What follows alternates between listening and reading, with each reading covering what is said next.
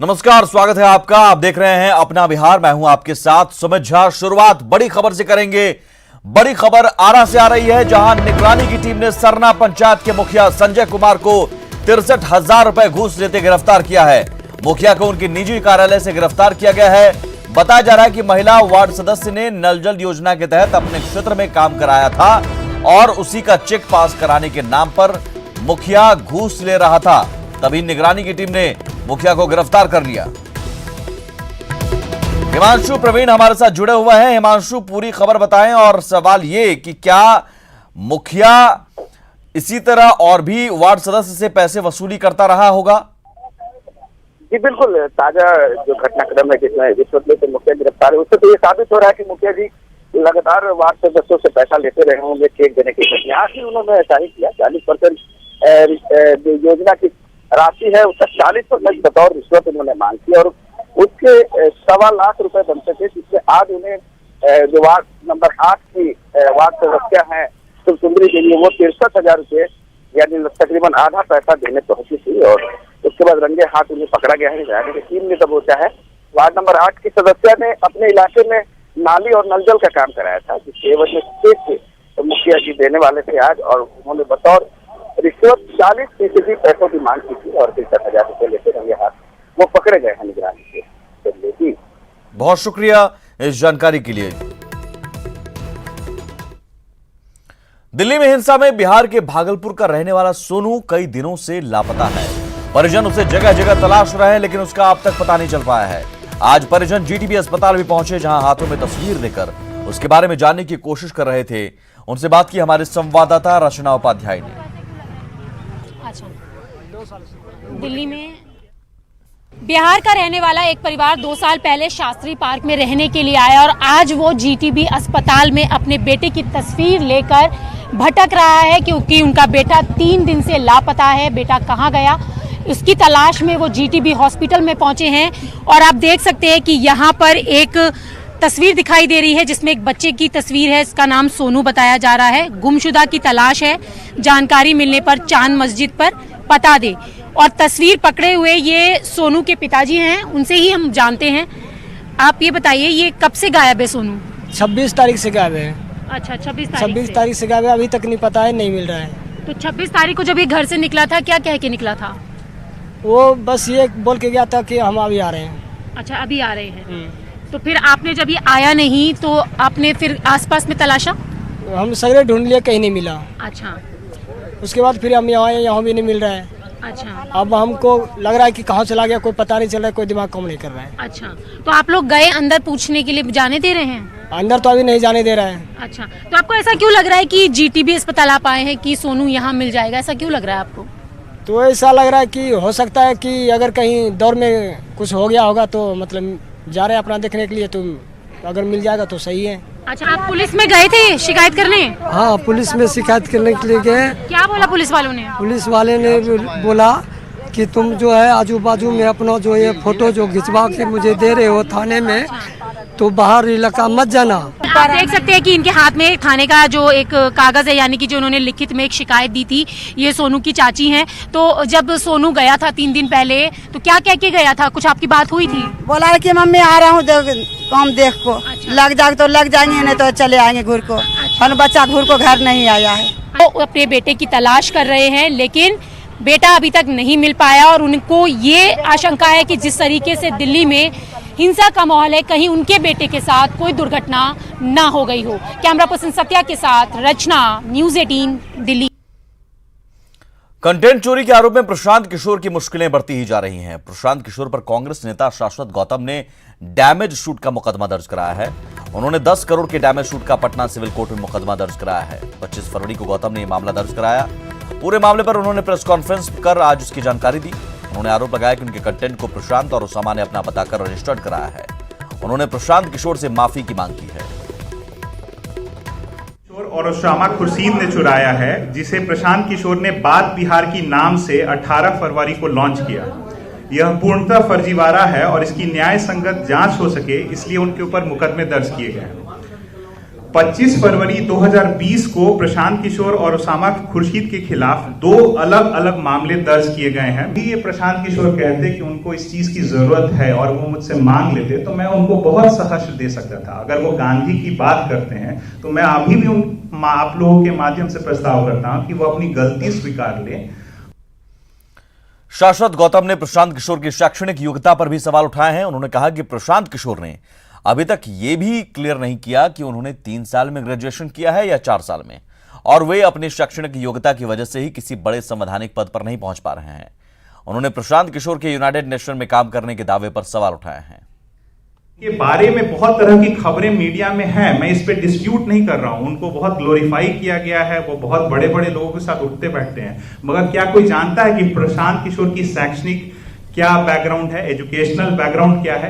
उनको आंकड़ों का शौक है तो वो यह बता दे कि उन्होंने ग्रेजुएशन 3 साल में किया है कि 4 साल में किया है। इंजीनियरिंग की डिग्री में तीसरे साल में कितना नंबर आया था, चौथे में कितना आया था, सार्वजनिक कर दे अपने एकेडमिक बैकग्राउंड। मैं तो यहां तक कह रहा हूं कि किसी भी सरकारी पद पर और राजनीतिक रूप से किसी चुनावी या संवैधानिक पद पर उनके नहीं जाने का एक सबसे बड़ा कारण है कि उनके एकेडमिक क्वालिफिकेशंस के ऊपर बहुत बड़ा क्वेश्चन मार्क है और इसका कोई पता नहीं है।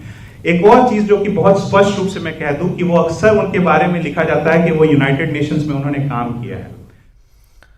बिहार विधान परिषद के बाहर आज कांग्रेस और आरजेडी के नेताओं ने विरोध प्रदर्शन किया। उन्होंने पटना गांधी सेतु में घटिया स्टील के इस्तेमाल को लेकर विरोध जताया। प्रदर्शन के दौरान कांग्रेस के नेता प्रेमचंद मिश्रा और आरजेडी नेता राबड़ी देवी, रामचंद्र पूर्वे सहित कई और नेता मौजूद रहे। कांग्रेस का आरोप है कि पटना में गांधी सेतु में घटिया स्टील का इस्तेमाल हो रहा है। वहीं विरोध करने पर कई इंजीनियरों को काम से हटा दिया गया। उन्होंने सीएम नीतीश कुमार से बयान की मांग की।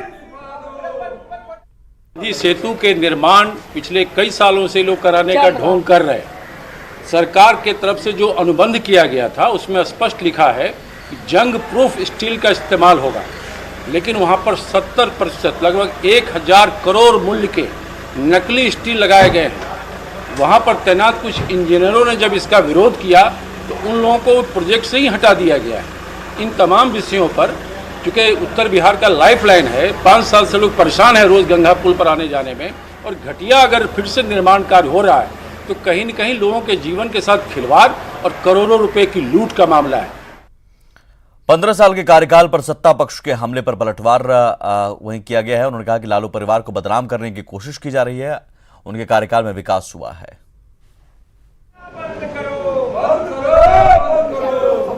15 साल में कितना बार राष्ट्रपति शासन लागू हुआ आप बताइए। केस मुकदमा सब में हम लोग फंसे, फिर भी हम 15 साल में हम लोग बेजोड़ काम किया, वही नजर आ जा रहा है पूरा बिहार में काम। समझे? लालू यादव के राज में लालू यादव को तो एगो बदनाम लोग किया है, अफवाह फैला रहा है, अभी अफवाह लोग फैला रहा है। लालू यादव को तो अफवाह फैलाया गया, उनका बाल बच्चा पर भी अफवाह फैला रहा है।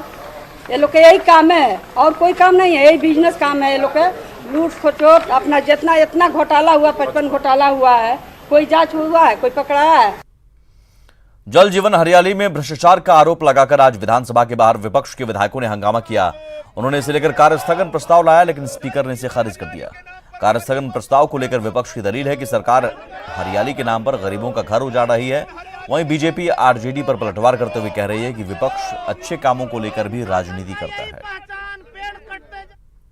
करना लाजमी है। कार्यस्थगन प्रस्ताव जल जीवन हरियाली पर इसलिए लाए हैं कि जितने जल जीवन हरियाली के नाम पर 24,500 करोड़ का जो लूट ही मचाए हुए हैं और गरीबों को जो है बेदखल कर रहे हैं, गरीबों को आज तक जो है कहीं भी मुहैया नहीं कराया जा रहा है। तालाब पोखर पर से हटाकर उनको जो है कहीं दिया नहीं जा रहा है जगह, उसको पहले आप मुहैया कराइए जगह का, उसके बाद उसको हटाने का काम कीजिए। और गंगा का पानी गया तक पहुंचाया जा रहा है, लेकिन ये लोग जो है विकास विरोधी है। इन लोगों को कोई मतलब नहीं। एक तरफ सेंट्रल हॉल में प्रतिज्ञा करते हैं कि जल और हरियाली को बचाने के लिए जो कुछ भी करना चाहिए वो सरकार करे, और दूसरी तरफ स्थगन का मामला लाते हैं। इसलिए इनका जो चाल चरित्र चेहरा सरकार देख रही है, लेकिन जल और हरियाली बचाने के लिए सरकार को कुछ भी करना होगा वो करेगी। आज जल जीवन हरियाली योजना में धांधली और इस योजना के नाम पर बेघरों को परेशान करने का आरोप लगाते हुए भाकपा माले के विधायकों ने विधानसभा के बाहर जोरदार हंगामा किया।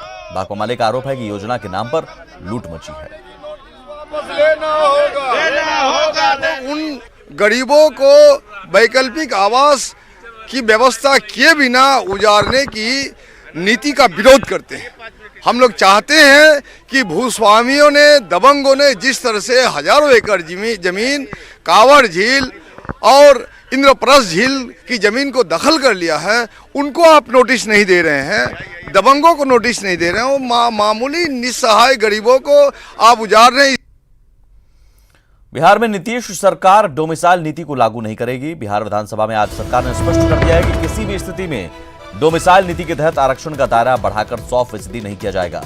दरअसल विधानसभा में आरजेडी विधायक भोला यादव के ध्यानाकर्षण पर जवाब देते हुए मंत्री विजेंद्र यादव ने कहा कि बिहार में 60% आरक्षण का दायरा स्थानीय उम्मीदवारों के लिए पहले से है और इसे और ज्यादा बढ़ाने का फिलहाल कोई प्रस्ताव सरकार के पास नहीं है।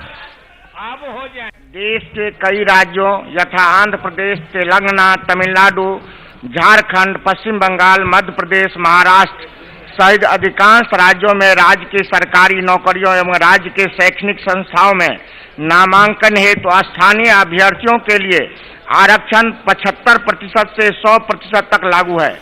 बिहार में अभी तक स्थानीय आरक्षण नीति लागू नहीं हुआ है, जिसके कारण इस प्रदेश के सरकारी नौकरी एवं शैक्षणिक संस्थाओं में नामांकन में दूसरे प्रदेश के अभ्यर्थी अधिकांश सीट पर सफलता प्राप्त कर लेते हैं, जबकि हमारे राज्य के बच्चे दूसरे राज्यों में सरकारी नौकरी एवं शैक्षणिक संस्थाओं में नामांकन के लिए दर दर की ठोकरें खा रहे हैं। कि बिहार आरक्षण अधिनियम 3/1992 यथा संशोधित अधिनियम 17/2003 द्वारा राज्य की सरकारी नौकरियों में राज्य के आरक्षित वर्ग, अनुसूचित जाति, अनुसूचित जनजाति, पिछड़ा वर्ग, अत्यंत पिछड़ा वर्ग एवं पिछड़े वर्ग की महिला जो राज्य की मूल निवासी हो के लिए 50% पर आरक्षित किए गए हैं। इसके अतिरिक्त बिहार अधिनियम 2/19 के अंतर्गत राज्य के आर्थिक रूप से कमजोर वर्ग के अभ्यर्थी जो इस राज्य के मूल निवासी हों के लिए 10% आरक्षित किए गए हैं। इस प्रकार राज्य के मूल निवासियों के लिए कुल आरक्षण अनुपात 60% है। लोकसभा चुनाव से पहले सभी 40 सीटों पर एनडीए की जीत का दावा करने वाले बिहार के मुख्यमंत्री नीतीश कुमार ने एक बार फिर आगामी विधानसभा चुनाव को लेकर बड़ा दावा कर दिया है। 243 में से 200 से ज्यादा सीटें जीतने का दावा सत्ता पक्ष की ओर से किया जा रहा है, जिसे लेकर सियासी कयासबाजी तेज हो गई है।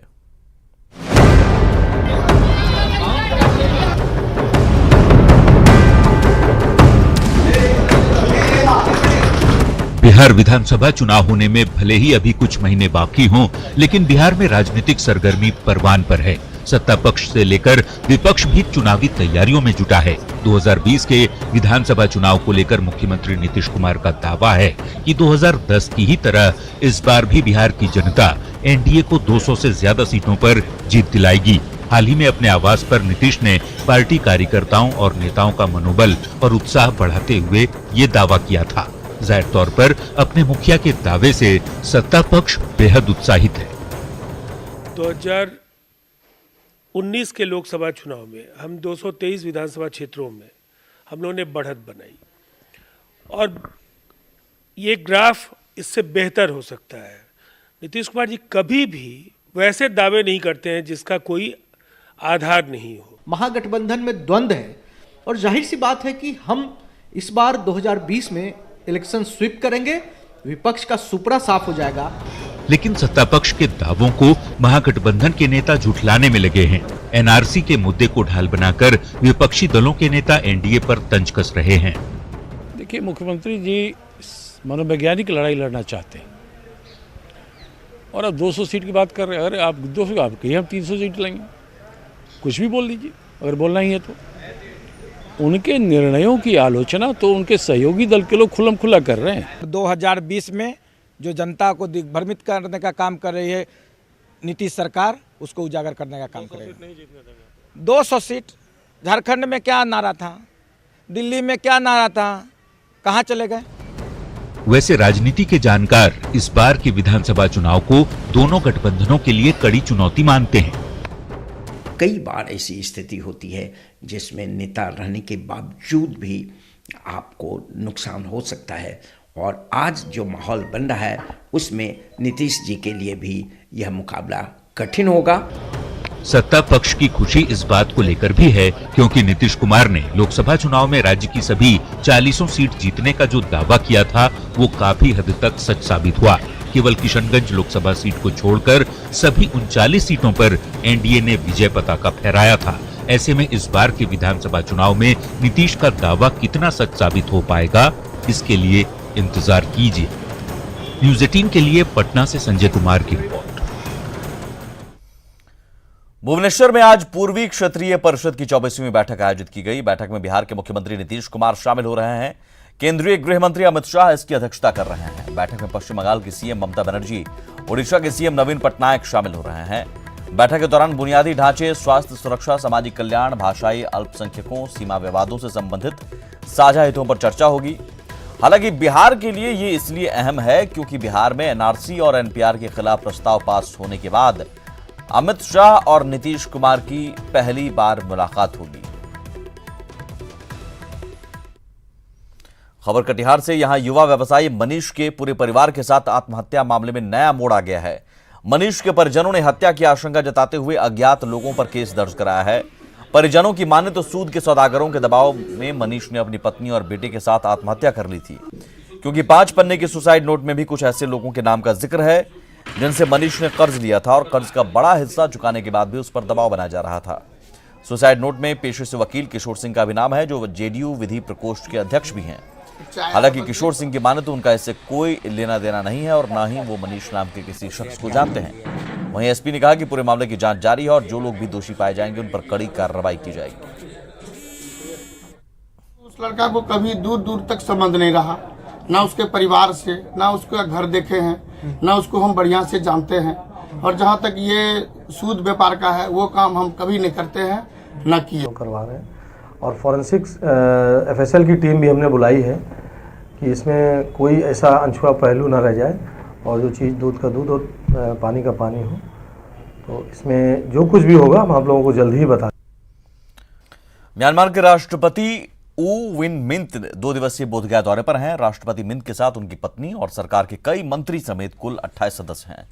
गया एयरपोर्ट पर उनका स्वागत बिहार सरकार के भवन निर्माण मंत्री अशोक चौधरी ने किया। एयरपोर्ट से राष्ट्रपति का प्रतिनिधिमंडल महाबोधि होटल पहुंचा, जहां से वो महाबोधि मंदिर गए और पूजा अर्चना की। म्यांमार के राष्ट्रपति बोधगया स्थित म्यांमार मॉनेस्ट्री और बोधगया मठ का भी भ्रमण करेंगे।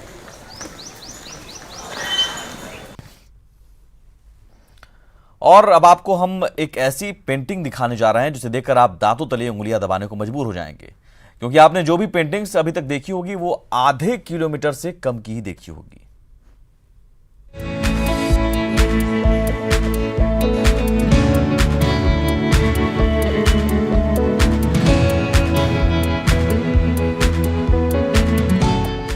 थान से कपड़ा नहीं बल्कि पेंटिंग निकाली जा रही है। इस पेंटिंग को बंद कमरे में दिखा पाना मुश्किल ही नहीं, नामुमकिन है और यही वजह है कि खुले मैदान में इसकी प्रदर्शनी लगाई गई है।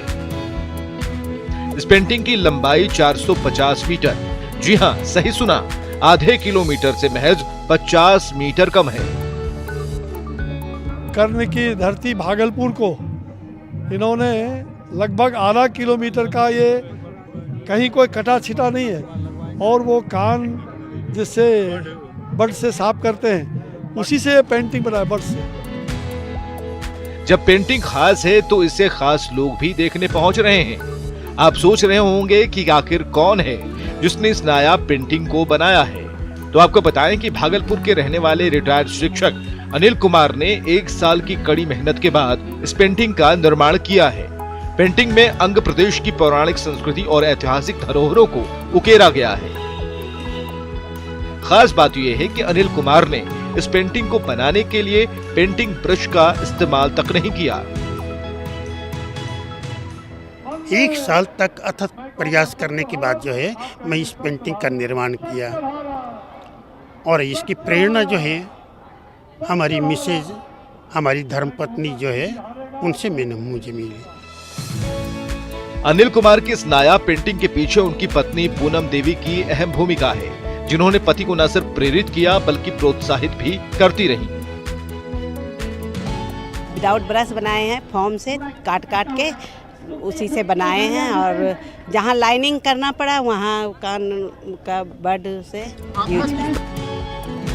अनिल कुमार का सपना लंबी पेंटिंग बनाकर अपना नाम Guinness book of world record में दर्ज कराना है और उम्मीद है कि अनिल कुमार का सपना जल्द ही पूरा होगा। राहुल कुमार ठाकुर, न्यूज़ 18, भागलपुर।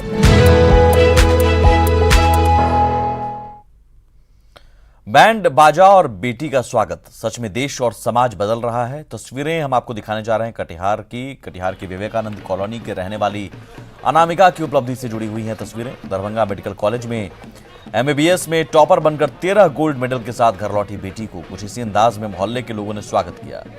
बड़ी बात यह कि गोल्डन गर्ल के घर पहुंचने से पहले ही क्षेत्र के सांसद कटिहार की बेटी के लिए घंटों इंतजार करते रहे। अनामिका ने कहा कि वो अपनी मेहनत और परिजनों के सहयोग से मकाम हासिल कर सकी हैं। वहीं सांसद दुलाल चंद गोस्वामी ने कहा कि बेटियां अब अपने दम पर सफलता के हर क्षेत्र में परचम लहरा रही हैं। सफलता प्राप्त करने का एक ही मंत्र है, कड़ी मेहनत।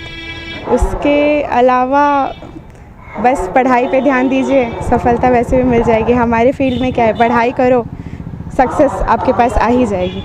से केवल उनके परिवार के लिए नहीं, केवल मेरे लिए नहीं, ये पूरे बिहार के लिए, पूरे देश के लिए इंस्पिरेशन है कि कटिहार की बेटी अनामिका अपने मेडिकल का फाइनल एग्जाम तक आते आते 13 गोल्ड मेडल प्राप्त की है। और आप न्यूज़ 18 सिर्फ 10 पैसे में पूरे महीने देख सकते हैं। आज ही अपने DTH या केबल ऑपरेटर से संपर्क करें या फिर ऑनलाइन सब्सक्राइब करें। इस बुलेटिन में इतना ही। बिहार की बाकी खबरों को देखने के लिए आप लॉग इन कर सकते हैं हमारी वेबसाइट news18bihar.com। आगे देखिए जोहार झारखंड। नमस्कार।